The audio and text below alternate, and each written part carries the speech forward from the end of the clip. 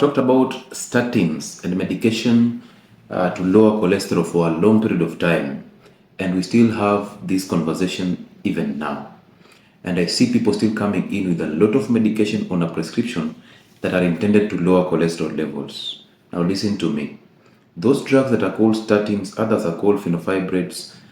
Most of these drugs are not going to change your life. I'm telling you the truth. Your liver makes cholesterol, a lot of it. So therefore the liver cannot make something that will actually kill you. That cholesterol is coming in to fix a lot of problems, including the problems that are actually brought about by sugar, by seed oils and wheat products. So it comes in to mop at the problems that are actually brought by those things. So that's why the liver is making it.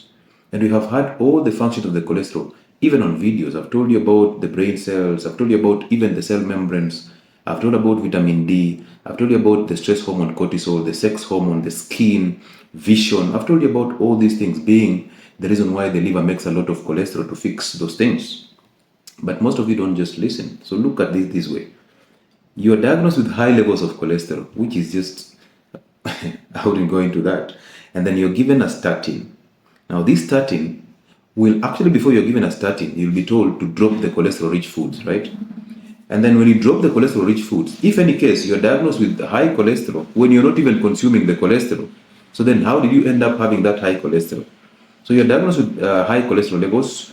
You're told, you know what, drop the cholesterol foods. You drop the cholesterol foods, and after 3 months you go back, your cholesterol levels are still in the roof. How did you end up there? Ask yourself that. Because when you drop the cholesterol-rich foods, the liver compensated by making more cholesterol. And now your doctor decides, you know what, I have stopped them from eating this, but the cholesterol is still misbehaving. So let me give them something to stop the liver from making cholesterol. Why? Because I expected if you're dropping cholesterol-rich foods, your cholesterol levels are going to go down. Why are they misbehaving? The same concept with people who have gouty arthritis. They are told to drop red meat. And then when you drop red meat, a year down the line, your uric acid is still in the roof. You're still on medication for gout. How is that even making sense?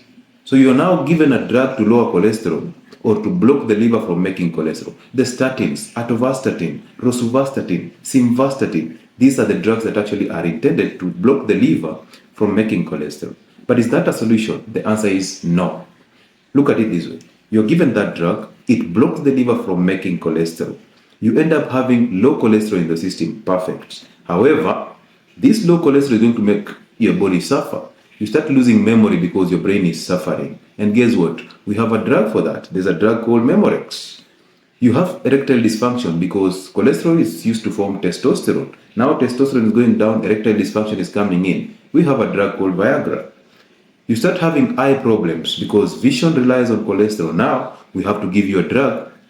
For that, we give you vitamin A supplement. We go and do an eye surgery.